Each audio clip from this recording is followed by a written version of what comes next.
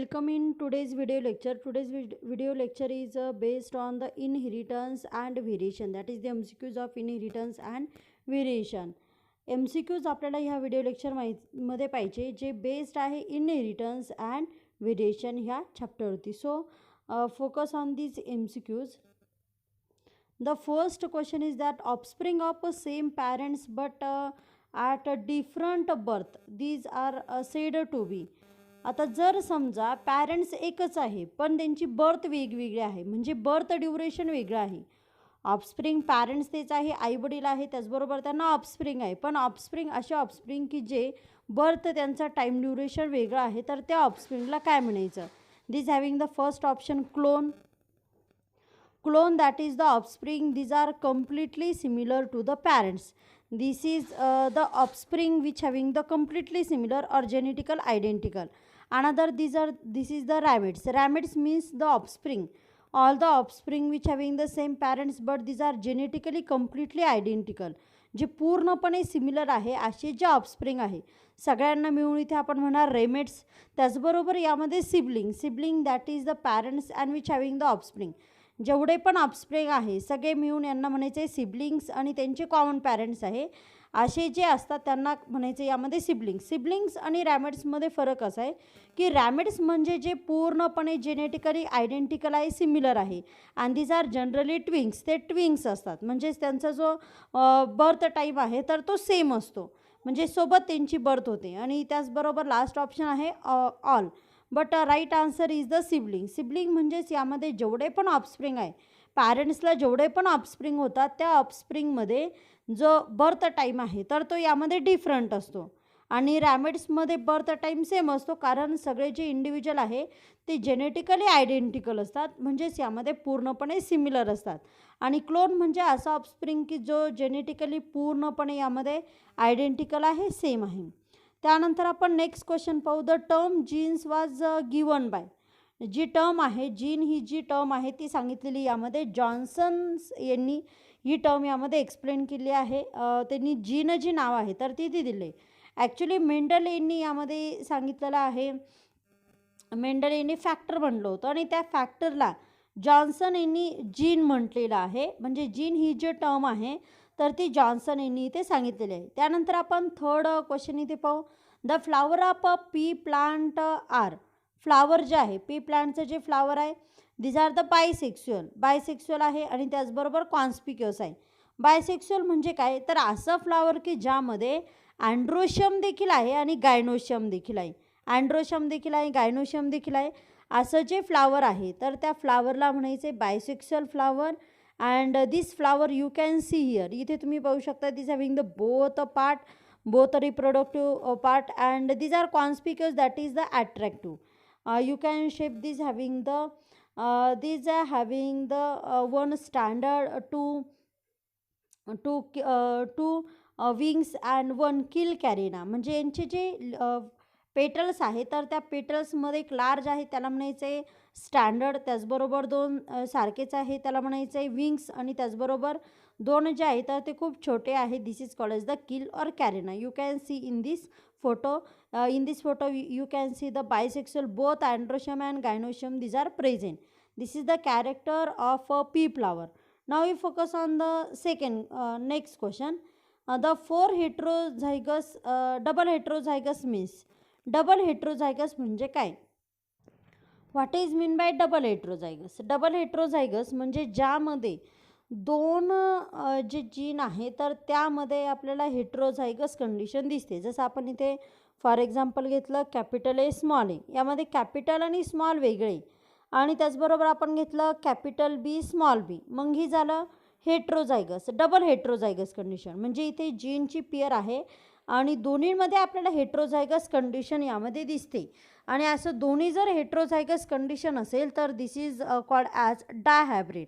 डाय म्हणजे दोन्ही यामध्ये हायब्रिड आहे, कारण जर हेट्रोझायगस कंडिशन असेल this is called as the hybrid, मग दोन्ही जीनमध्ये हेट्रोझायगस कंडिशन आहे म्हणून त्याला म्हणायचं आहे डायहायब्रिड. डाय म्हणजे दोन, आणि जर अशा कंडिशनमध्ये जर समजा एकच हायब्रिड असेल आणि एक प्युअर असेल तर this is called as the mono hybrid. मग दोन जीन सोबत असेल किंवा एकटाच जीन असेल त्यामध्ये जर समजा एका जीनमध्ये हेट्रोझायगस कंडिशन असेल, हेट्रोझायगस म्हणजे काय, दोन्ही ॲलिलीज यामध्ये वेगळ्या, म्हणजे एक डॉमिनंट एक रेसेसिव्ह सोबत असेल तर त्यावेळेस त्याला म्हणायचं हेट्रोझायगस कंडिशन. आणि आपण डॉमिनंट इथे मेन्शन करतो कॅपिटल लेटरचं यूज करून आणि रेसेसिव्ह इथे आपण मेन्शन करतो स्मॉल लेटरचं यूज घेऊन. मग इथे जर दोन्हीही लेटर असेल किंवा दोन्हीही आलेली असेल डॉमिनंट आणि रेसेसिव्हची, तर त्यावेळेस त्याला इथे म्हणायचं आहे heterozygous condition. And because of that this condition is called as the dihybrid. Di means two, hybrid means heterozygous condition. Heterozygous म्हणजेच त्याला हायब्रिड देखील म्हणतात आणि ते दोन इथे हायब्रिड आहे, दोन्ही जीनमध्ये हायब्रिड असल्यामुळे इथे त्याला म्हणायचं आहे dihybrid. Now we focus the next question. The pure tall plant with a round seed is a cross with the dwarf plant having the wrinkle seed. How many kinds of offspring are produce in F1 and F2. मग जर समजा आपण दोन plant घेतले, एक आहे दोन्ही यामध्ये प्युअर आहेत आणि यामध्ये एक घेतला आपण की टॉल आहे, प्युअर टॉल आहे आणि त्याचबरोबर त्याचे राऊंड सीड आहे. दिज आर क्रॉस विथ, त्याचं जर क्रॉस झालं तर अशा प्लांटसोबत की जे डॉर्फ आहे, प्युअर डॉर्फ आहे आणि त्याचे सीड देखील यामध्ये रिंकल आहे, त्यासाठी असा जिनोटाईप आपल्याला घ्यावा लागेल. मग कॅपिटल टी म्हणजे प्युअर टॉल आहे आणि कॅपिटल आर म्हणजे त्याला राऊंड सीड आहे ते पण प्युअर आहे. त्यानंतर त्याचं क्रॉस केलं स्मॉल टी म्हणजे प्युअर डॉर्फ आहे आणि स्मॉल आर म्हणजे त्याला जे सीड आहे तर ते रिंकल आहे. मग याचे गॅमेट्स पडतील कॅपिटल टी कॅपिटल आर आणि त्याचबरोबर यामध्ये स्मॉल आर. मग इथे दोन्ही एकत्र आल्यानंतर capital T capital R small R असं कॉम्बिनेशन इथे होईल दोन्ही गॅमेट्सचं आणि त्यानुसार हे प्लांट्स इथे फॉर्म होईल. असं प्लांट्स तयार होईल की जे टॉल असेल आणि त्याचबरोबर त्याचे सीड देखील यामध्ये राऊंड असेल. But these are heterozygous condition. ही हेट्रोझायगस कंडिशन आपल्याला पाहायला भेटेल. आणि हा जो प्रकार आहे किंवा ही किती काइंडची असेल, वन काइंड म्हणजे एकच प्रकारचे. ज्यावेळेस आपण प्युअर टॉल राऊंड सीड घेतलं आणि त्याचबरोबर डार्प आणि रिंकल सीड घेतलं आणि यांचं जर क्रॉस केलं तर त्यावेळेस आपल्याला ओनली वन काइंडचं यामध्ये F2 जनरेशन भेटणार आहे. म्हणजे हे झालं F2 generation, first filial generation. And this having the one kind, तर एकच प्रकारचं असेल. बट जर आपण याचं F2 जनरेशन काढलं, F2 जनरेशन कसं काढणार, तर यामध्ये आपण सेल्फिंग करणार. कुणाचं सेल्फिंग करणार आपण यामध्ये, तर आपण सेल्फिंग करणार capital T small T and capital R small R. Capital T small T आपण इथे क्रॉस करणार कॅपिटल टी स्मॉल टीचं, capital T small T capital R small R cross with capital T small T capital R small R. हे आपण जर cross केलं तर त्यावेळेस इथे आपल्याला गॅमेट्स भेटतील आणि ते गॅमेट्स यामध्ये काय असणार आहे पहा, ते गॅमेट्स इथे असणार आहे, ते गॅमेट्स इथे असेल capital T capital R capital T small R, त्याचबरोबर स्मॉल टी कॅपिटल आर आणि स्मॉल टी स्मॉल आर. असे गॅमेट्स आपल्याला यामध्ये देखील भेटेल आणि यामध्ये देखील भेटेल. मग यांचं जर आपण क्रॉस केलं, यू कॅन सी हिअर, तुम्ही इथे पाहू शकता की यांचं जर आपण क्रॉस केलं, आपण जर यांचं क्रॉस केलं तुम्ही इथे पहा, इथे capital T capital R capital T small R small T capital R small T small R यांचं जर आपण इथे क्रॉस केलं तर we get the offspring in F1 and F2 generation. F1मध्ये आपल्याला ओनली वन काइंडचे इथे ऑफस्प्रिंग भेटतात, बट F2 जनरेशनमध्ये जर आपण पाहिलं तर यामध्ये किती काइंड्स, किती प्रकारचे इथे ऑफस्प्रिंग भेटतात. तुम्ही इथे पाहू शकता हे टोटल प्लांट आहे 16 यामध्ये प्लांट आहे, पण इथे काइंड्स विचारलेले आहे. काइंड्स म्हणजे काय, तर यामध्ये प्रकार विचारलेले आहे. आता ह्या सगळ्या कॉम्बिनेशनमध्ये आपल्याला जे काइंड्स आहे, जे प्रकार आहे, तर ते प्रकार किती भेटतील पहा. त्यामध्ये आपल्याला काइंड्स इथे प्रकार भेटणार आहे. त्यामध्ये काही प्लांट असे असेल की जे टॉल असेल आणि त्याचबरोबर त्यांचे सीड राऊंड असेल, असे काही प्लांट आपल्याला भेटणार आहे. त्यानंतर काही प्लांट असे भेटेल की जे टॉल आहे आणि त्याचबरोबर ज्यांचे रिंकल सीड आहे, ज्यांचे रिंकल यामध्ये सीड आहे, असे काही भेटणार आहे. त्यानंतर आपल्याला काही असे प्लांट भेटेल की जे डॉर्फ आहे आणि त्याचबरोबर त्यांचे सीड राऊंड आहे, असे काही प्लांट आपल्याला भेटणार आहे. आणि त्याचबरोबर यामध्ये डॉर्फ सीड असणारे आणि त्याचबरोबर यामध्ये रिंकल शेप असणारे अशी देखील काही आपल्याला प्लांट इथे भेटणार आहे. That means we get the 4 kinds of a plant in F2 generation. F2मध्ये आपल्याला 4 प्रकारचे प्लांट भेटेल. त्यामध्ये इथे टॉल राऊंड असेल, काही टॉल रिंकल असेल, काही डार्क राऊंड असेल, काही डार्क यामध्ये रिंकल असेल. These are the kind, 4 kind. म्हणजे यामध्ये प्रकार जर पाहिले तर ते आहे 4 प्रकार. F2मध्ये इथे आपल्याला F2 जनरेशनमध्ये घेतलं तर 4 काइंड्स, 4 प्रकार इथे पाहायला भेटेल. आणि F2मध्ये घेतलं तर F2मध्ये सगळे प्लांट आपल्याला असे भेटेल की जे टॉल असेल आणि त्याचबरोबर त्यांच्या सीडचं शेप राऊंड असेल. म्हणजे इथे आन्सर पहा काय असणार आहे. म्हणजे इथे आन्सर असणार आहे 1 and 4. म्हणजेच F1मध्ये जर घेतलं तर सगळे जे प्लांट आहे तर सगळे प्लांट यामध्ये असे असणार आहे की ज्याची हाईट टॉल असेल आणि त्याचबरोबर सीड राऊंड असेल. आणि F2मध्ये आपल्याला 4 काइंड्स इथे भेटणार आहे. And because of answer is 1 and 4, म्हणून इथे आन्सर आहे 1 and 4. त्यानंतरचा नेक्स्ट क्वेश्चन आपण पाहू. If the individual is heterozygous for 2 gene, how many types of gametes are expected if it is self. आता जर समजा आपण असा विचार केला की एक प्लांट आहे जे इंडिव्हिज्युअल आहे, इज हेट्रोझायगस फॉर 2 जीन. दोन्ही जीनसाठी ते हेट्रोझायगस आहे. म्हणजे दोन्ही जीन त्यामध्ये हेट्रोझायगस आहे. तर त्यावेळेस त्यामध्ये किती काइंड्सचे, किती how many types of gametes, type म्हणजे काइंड, किती प्रकारचे गॅमेट्स इथे पडतील ज्यावेळेस आपण त्याचं सेल्फ करायचं ठरवलं तर. सेल्फ करायचं ठरवलं if we individual is heterozygous for 2 genes, how many types of gametes. इथे गॅमेट्स पडतील इथे 4 प्रकारचे. आणि जर आपण त्यांचं जिनोटाईप काढलं, how many kinds of genotype are expected if it is a self. जर आपण त्याचं सेल्फ केलं तर किती काइंडचे यामध्ये जिनोटाईप पडेल ते आपल्याला यामध्ये कॅल्क्युलेट करायचं आहे. फॉर एक्झाम्पल इथे तुम्ही पाहू शकता, आपण एक्झाम्पल घेतलं यामध्ये समजा कॅपिटल आर, म्हणजे इथे आपण एक्झाम्पल घेतलं. समजा एक प्लांट आहे ज्याचे राऊंड सीड आहे, राऊंड सीड आहे, त्यासाठी आपण लेटर घेतलं कॅपिटल आर, कॅपिटल आर. आणि त्याचबरोबर त्या सीडचा कलर आहे yellow, capital Y, capital Y. याचं क्रॉस आपण केलं त्या अशा सीडसोबत की जे रिंकल आहे, स्मॉल आर आणि त्याचबरोबर त्यांचा कलर आहे ग्रीन कलर. यांच्यासोबत जर आपण क्रॉस केलं तर आपल्याला भेटतं यामध्ये capital R, capital Y, small Y. आणि असे एक्झाम्पल ऑलरेडी आपण पाहिलेले. मग जर समजा इथे आपण ह्या प्लांटचा विचार केला, याचं सेल्फिंग केलं, मग क्वेश्चन काय आहे, if the individual is heterozygous for 2 genes. मग हे हेट्रोझायगस आहे, 2 जीनसाठी हेट्रोझायगस आहे. हेट्रोझायगस म्हणजे काय, तर यामध्ये हेट्रोझायगस म्हणजे असं प्लांट की ज्यामध्ये दोन्ही जे जीन आहे असे जीन, आता हा एक जीन आहे, हा एक जीन आहे. हा जीन आहे फॉर अ सीड शेप आणि हा जीन आहे फॉर अ सीड कलर, आणि दोन्ही हेट्रोझायगस आहे. म्हणजे दोघांमध्ये जे आलेली आहे, बोथ आलेली, डॉमिनंट अँड रेसेसिव्ह आलेली, these are present and these show the heterozygous condition. and if we self this heterozygous plant, जर आपण याचाच क्रॉस याच प्लांटसोबत केलं तर त्यावेळेस आपल्याला इथे किती काइंड्स मिळतील, किती प्रकार इथे मिळतील जिनोटाईपच्या. काइंड्स म्हणजेच यामध्ये टाईप, हाऊ मेनी टाईप इथे विचारलेला आहे किंवा इथे काइंड्स विचारलं आहे जिनोटाईपचं. Which are expected if these are self. जर आपण त्याला सेल्फ केलं तर किती काइंड्स भेटेल, तुम्ही इथे पाहू शकता capital R, capital Y, capital Y. हा एक यामध्ये काइंड झाला. त्यानंतर दुसरा इथे काइंड आहे capital R, capital Y, small Y. असं यामध्ये आपल्याला काही कॉम्बिनेशन भेटेल. आता हे प्लांट तुम्ही इथे पाहू शकता, 2 प्रकार इथे आहे. आपण यासाठी वेगळा कलर घेऊ. कॅपिटल आर, कॅपिटल वाय, त्याचबरोबर capital R, capital Y, small Y. ठीक आहे. यामध्ये असे काही प्लांट्स भेटेल की ज्यामध्ये इथे अशा पद्धतीने इथे कॉम्बिनेशन असेल. त्याचबरोबर असे काही प्लांट्स भेटेल की ज्यामध्ये वेगळ्या टाईपचं कॉम्बिनेशन आपल्याला दिसेल. जसं यामध्ये capital R, small R, capital Y, असं वेगवेगळं जे कॉम्बिनेशन आहे, तर टोटल आपल्याला यामध्ये 9 कॉम्बिनेशन भेटेल.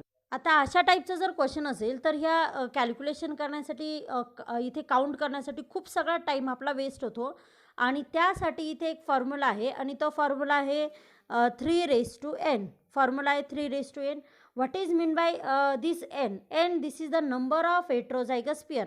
आपल्याला जे दिलेलं एक्झाम्पल आहे त्यामध्ये हेट्रोझायगस पेअर किती आहे तर त्याला म्हणायचं n.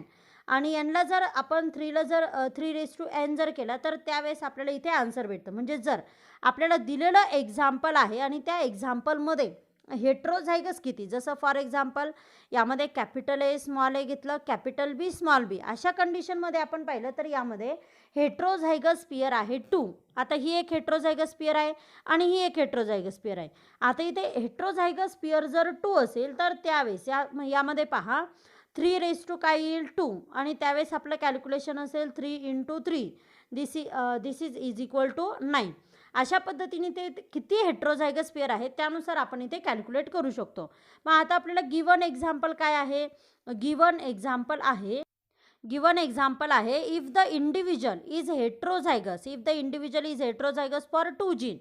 हेट्रोझायगस आहे किती जीनसाठी, 2 जीनसाठी. How many types of genotype can expected if it is self. मग इथे जर आपण त्याचं सेल्फ केलं तर किती काइंडचे किती प्रकारचे गॅमेट्स इथे फॉर्म होतील असा आपला क्वेश्चन आहे. आता इथे क्वेश्चनमध्ये दिलं आहे हेट्रोझायगस फॉर 2 म्हणजेच त्याला आपण डायहायब्रिड म्हणतो. म्हणजे आपल्या इथे जो फॉर्म्युला आहे 3n तर nची व्हॅल्यू आहे यामध्ये 2. म्हणजे आपल्याला जे दिलेलं एक्झाम्पल आहे तर त्यामध्ये 2 हेट्रोझायगस कंडिशन आहे.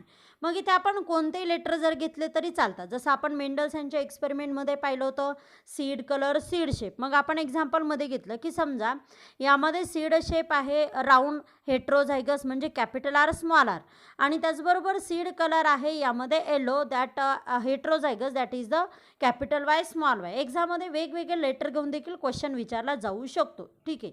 आता ही जर हेट्रोझायगस कंडिशन आहे तर यामध्ये आपण जर याचं सेल्फिंग केलं तर किती काइंड्सचे जिनोटाईप म्हणजे किती प्रकारचे जिनोटाईप यामध्ये फॉर्म होतील. तर आपला फॉर्म्युला आहे यामध्ये हे 1 आहे आणि हे 2 आहे. म्हणजे इथे पण nची व्हॅल्यू आहे 2 आणि 3 यामध्ये n इज इक्वल टू 3 आणि in this situation 3 × 3 is equal to 9. यामध्ये आन्सर असणारे 9. म्हणजे इतकं एक्झाम्पल कॅल्क्युलेट करायचं किंवा त्याला सॉल्व करायचं आपला तेवढा टाईम इथे वाचतो जर आपण इथे फॉर्म्युलाचा यूज केला तर. यासाठी फॉर्म्युला आहे 3n this is the formula these are use to calculate the kinds of genotype and remember n is the heterozygous pair. दिलेल्या एक्झाम्पलमध्ये हेट्रोझायगस पेअर किती आहे ते आपल्याला इथे अगोदर पाहावं लागतं. कधी कधी असं पण होऊ शकतं इथे क्वेश्चन विचारला जाऊ शकतो यामध्ये हेट्रोझायगस तुम्हाला इथे जिनोटाईप कॅल्क्युलेट करायचं असेल आणि जर समजा एक्झाम्पल दिलं कॅपिटल आर आणि कॅपिटल वाय स्मॉल वाय असं जर एक्झाम्पल असेल. आता इथे पहा ही आहे होमोझायगस कंडिशन आणि ही आहे हेट्रोझायगस कंडिशन. आता हे जे एक्झाम्पल आहे हे डायहायब्रिडचं नाही आहे, लक्षात घ्या. हे मोनो हायब्रिड आहे. मोनो हायब्रिड म्हणजे काय, यामध्ये एकच हायब्रिड पेअर आहे. किती हायब्रिड पेअर आहे त्यानुसार आपण ठरवतो की हे डायहायब्रिड आहे की मोनो हायब्रिड आहे. मग आता जर समजा इथे आपण एक प्लॅन घेतलं ज्याचे सीड राऊंड आहे पण ते प्युअर आहे म्हणजे त्याच्यामध्ये दोन्ही आलेली सेम आहे आणि इथे दोन्ही आलेली डिफरंट आहे. मग ह्या कंडिशनमध्ये एनची व्हॅल्यू काय असेल, एनची व्हॅल्यू असेल 1. लक्षात ठेवा एनची व्हॅल्यू असेल 1 कारण इथे आपण फक्त हेट्रोझायगस पेअरचाच विचार करतो, होमोझायगसचा विचार करत नाही. मग दिलेले किती लेटर ते आपल्यासाठी महत्त्वाचे नाही. मग असंही होऊ शकतं की आपला फॉर्म्युला आहे 3n आणि ते एक्झाम्पल दिलं capital A, capital B, small B आणि कॅपिटल सी, स्मॉल सी. अशा एक्झाम्पलमध्ये हेट्रोझायगस पेअर किती आहे, सेम 1च आहे. म्हणजे इथे देखील एनची व्हॅल्यू काय असणार आहे, 1 असणार आहे. म्हणजे दिलेल्या एक्झाम्पलमध्ये हेट्रोझायगस पेअर किती आहे तर ते आपल्याला इथे फाइंड आउट करायचं आहे. आणि आता जे एक्झाम्पल आपण पाहिलं त्यामध्ये एनची व्हॅल्यू आहे 2 म्हणजे हेट्रोझायगस पेअर आहे 2 आणि त्यामुळे इथे आपण जर फॉर्म्युल्यानुसार सॉल्व केलं तर 3 × 3 इज इक्वल टू 9. म्हणजे इथे किती काइंड्सचे किती प्रकारचे यामध्ये जिनोटाईप असणार आहे तर ते असणार आहे 9 काइंड्स आणि हे इझिली यामध्ये तुम्ही फाइंड आउट करू शकता with the help of this formula. तर इथे पहा आन्सर असणार आहे 9 म्हणजे इथे 9 काइंड्सचे प्रकार. हाऊ मेनी टाईप्स इथे विचारलं होतं. मग हाऊ मेनी टाईप्स म्हणजे काय, काइंड्स प्रकार. तर यामध्ये टोटल 9 काइंड्सचे इथे गॅमेट्स इथे फॉर्म होतील. त्यानंतरचा क्वेश्चन आपण पाहू if the individual is heterozygous for 1 gene how many kinds of gametes will it form. मग इथे जर समजा आपण विचार केला की एक प्लांट आहे किंवा एक लिव्हिंग ऑर्गॅनिझम आहे आणि त्यामध्ये हेट्रोझायगस फॉर 1 जीन आहे, तर त्यामध्ये किती काइंड्सचे गॅमेट पडतील. मग सेम जसं आपण जिनोटाईपसाठी फॉर्म्युला पाहिला तसं यामध्ये गॅमेटसाठी देखील फॉर्म्युला आहे आणि गॅमेटसाठी फॉर्म्युला आहे 2:n. 2:n रिमेंबर, गॅमेट काढायचे असेल तर 2:n आणि जर आपल्याला जिनोटाईप काढायचं असेल तर त्यामध्ये आहे 3:n. मग आता एक एक्झाम्पल दिले, फॉर एक्झाम्पल कॅपिटल ए आणि कॅपिटल बी स्मॉल बी. आता खूप जणांचा इथे गैरसमज होऊ शकतो की this is the example of dihybrid, but this is not dihybrid. यामध्ये एकच हायब्रिड आहे, लक्षात ठेवा. यामध्ये हायब्रिड पेअर किती आहे हे यामध्ये लक्षात ठेवायचं आहे. आता यामध्ये 2 जीन आहे, एचा आहे आणि बीचा आहे, पण यामध्ये हेट्रोझायगस कंडिशन आपल्याला एकामध्येच दिसते, म्हणून इथे एनची व्हॅल्यू झाली 1. मग इथे शॉर्ट ट्रिक आहे, पुन्हा 2 यामध्ये असणारे 1 आणि 1ला आपण कशानेही मल्टिप्लाय केलं, यामध्ये 2ला आपण 1नी जर मल्टिप्लाय केलं किंवा 1नी कोणत्याही संख्येला आपण मल्टिप्लाय केलं, गुणाकार केलं तर आन्सर तीच संख्या असते, म्हणून इथे 2:1 असणार आहे. आणि म्हणजेच यामध्ये गॅमेट्स पडणार आहे 2 काइंडचे, 2 प्रकारचे इथे गॅमेट्स फॉर्म होतील. कारण या कंडिशनमध्ये एक्झाम्पलमध्ये जीनच्या किती पेअर दिला आहे हे महत्त्वाचं नाही, तर एक्झाम्पलमध्ये हेट्रोझायगस पेअर किती आहे त्यानुसार आपण इथे कॅल्क्युलेट करू शकतो. मग अशा एक्झाम्पलमध्ये हेट्रोझायगस पेअर एकच आहे आणि म्हणून इथे किती काइंडचे गॅमेट पडणार आहे, 2 काइंडचे गॅमेट इथे पडणार आहे. 2 काइंड्स म्हणजेच यामध्ये 2 जे प्रकार आहे हे पुन्हा एकदा क्वेश्चन सांगते. If the individual is heterozygous for 1 gene, heterozygous आहे एका जीनसाठी, दिलेल्या एक्झाम्पलमध्ये आलेली देखील तुम्हाला दिल्या जाऊ शकतात. How many types of gametes will it form, किती टाईपचे गॅमेट फॉर्म होतील, मग 2 टाईपचे. कशाच्या बेसवरती कॅल्क्युलेट करणार, on the basis of heterozygous pair. दिलेल्या एक्झाम्पलमध्ये हेट्रोझायगस पेअर किती आहे त्यानुसार आपण इथे कॅल्क्युलेट करणार की किती काइंडचे यामध्ये गॅमेट्स इथे फॉर्म होतील. ठीक आहे, त्यानंतरचा क्वेश्चन आहे, how many tall pea plants are produce in F2 generation in a cross between homozygous tall pea plant with round seed and dwarf pea plant with the wrinkle seed. आता यामध्ये 2 plant दिलेले आहे, यामध्ये homozygous आहे, homozygous म्हणजे ज्यामध्ये सारखे आलेले आहे. मग टॉल पी आहे, होमोझायगस म्हणजे कॅपिटल टी आणि ज्याचे राऊंड सीड आहे म्हणजे कॅपिटल आर. याचं आपण क्रॉस केलं, कुणासोबत क्रॉस केलं, त्याचं क्रॉस केलं डॉर्प प्लांट विथ रिंकल सीड, म्हणजेच यामध्ये स्मॉल टी आणि त्याचबरोबर यामध्ये आहे स्मॉल आर. मग याचं इथे आपण क्रॉस केलं, मग याचं इथे आपण क्रॉस केलं, पहा प्लांट दिलेले यामध्ये टॉल आहे, capital T, capital R, cross with small T, small R. याच्यासोबत जर आपण याचं क्रॉस केलं तर पहा आपलं दिलेलं एक्झाम्पल काय आहे, दिलेलं एक्झाम्पल आहे how many tall pea plant are produce. यामध्ये आपल्याला टॉल पी प्लांट कॅल्क्युलेट करायचे F2 जनरेशनमध्ये. टॉल प्लांटचा आपल्याला सीडचा विचार करायचा नाही, पण 2 प्लांट जे आहे जे आपल्याला क्रॉस करायचे होमोझायगस, यामध्ये टॉल पी प्लांट आहे विथ राऊंड सीड आणि डॉर्प पी प्लांट आहे विथ रिंकल सीड. सो इथे आपण पाहू की यामध्ये आन्सर काय असेल. अशा पद्धतीने इथे आपल्याला फाइंड आउट करायचे की यामध्ये असेल पहा कॅपिटल टी, कॅपिटल आर, त्याचबरोबर स्मॉल टी, स्मॉल आर. यांचं जर क्रॉस झालं तर यामध्ये असेल capital T, capital R, small R. आणि याचे जर आपण गॅमेट्स पाडले आणि याचं जर क्रॉस केलं तर त्यावेळेस किती टॉल प्लांट असेल हे आपल्याला इथे कॅल्क्युलेट करायचं आहे. कॅपिटल टी घेतलं, small T, capital R, small R, यांचे जर गॅमेट्स पाडले तर गॅमेट्स कसे पडतील पहा, capital T with capital R, capital T with small R, त्यानंतर small T with capital R आणि त्याचबरोबर small T with small R. आणि याचं जर आपण इथे क्रॉसिंग केलं तर त्यानुसार इथे काइंड्स किती असणार आहे, काइंड्स म्हणजे प्रकार, ते आपल्याला इथे कॅल्क्युलेट करायचे. आता इथे आपण पुन्नेट यांनी दिलेला जो बोर्ड आहे त्या बोर्डचा इथे यूज करू शकतो. यांनी दिलेला जो बोर्ड आहे तो अतिशय सिंपल आहे, जेणेकरून तुम्हाला बेटर इथे अंडरस्टँड होईल. ठीक आहे, मग आता इथे आपण घेतलं capital T, capital R, capital T, small R, त्यानंतर स्मॉल टी, कॅपिटल आर आणि स्मॉल टी, स्मॉल आर असं कॉम्बिनेशन घेतलं. इकडे घेतलं मेल, इकडे घेतलं फिमेल. ठीक आहे, त्यानंतर इकडे देखील आपण घेतलं की capital T, capital R, capital T, small R आणि त्याचबरोबर इथे small T, capital R, small T, capital R, त्याचबरोबर इथे स्मॉल टी, कॅपिटल आर आणि स्मॉल टी, स्मॉल आर. आता इथे जर आपण कॉम्बिनेशन घेतलं यासाठी आपण वेगवेगळे कलर इथे यूज करू. कॅपिटल टी, कॅपिटल आर, हे असणारे टॉल, आपण फक्त टॉलचा विचार करणार आहे. इथे असणार आहे capital T capital R small R, हे देखील टॉल असेल. इथे असेल कॅपिटल टी कॅपिटल आर हे देखील टॉल असेल.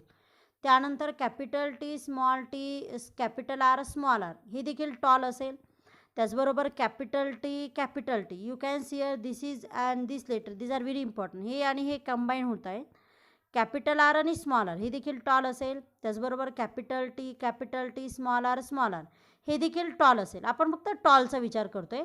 त्यानंतर इथे असेल याचं आणि याचं combination capital T capital R small R. त्याचबरोबर इथे असेल कॅपिटल टी स्मॉल आर हे देखील टॉल असेल. त्याचबरोबर कॅपिटल टी कॅपिटल आर आणि त्याचबरोबर इथे असेल कॅपिटल टी कॅपिटल आर त्याचबरोबर स्मॉल टी कॅपिटल आर त्याचबरोबर आता इथे हे जर इथे तुम्ही पाहिलं तर हे इथे तुम्ही ऑब्झर्व करू शकता, हे स्मॉल टी आहे म्हणजे हे डॉर्फ आहे. बाकीचे सगळे टॉल आहे पण हे डॉर्फ आहे. त्याचबरोबर इथे आपण घेतलं की इथे असेल स्मॉल टी कॅपिटल आर हे देखील यामध्ये तुम्ही पाहू शकता, हे देखील डॉर्फ आहे म्हणजे हे दोन्ही प्लांट आपण कॅल्क्युलेशनमध्ये घेणार नाही.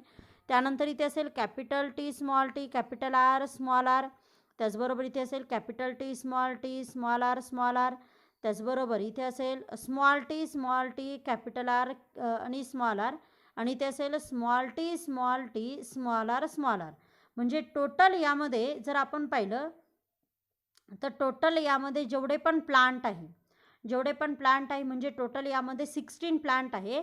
16 मधून 4 जे प्लांट आहे तर ते आपल्याला वेगळ्या काइंडचे म्हणजे इथे डॉर्फ दिसत आहेत. मग आपण जर इथे नुसते इथे टॉल प्लांट विचारात घेतलं तर ते असणार आहे 1 2 3 4 5 6 7 8 9 10 11 and 12 ते प्लांट असणार आहे. इथे 12 प्लांट असे असणार आहे की जे यामध्ये कसे असणार आहे तर टॉल असणार आहे. टॉल प्लांट हे टोटल 12 असणार आहे आणि त्याचबरोबर यातले जे 4 प्लांट आहे तर ते असणार आहे यामध्ये रिंकल असणार आहे. सोबत डॉमिनंट असेल की रेसिसिव्ह असेल हे आपल्याला याच्याशी काही संबंध नाही, पण यामध्ये जे प्लांट असणार आहे ते यामध्ये टॉल असणार आहे. टोटल यामध्ये 12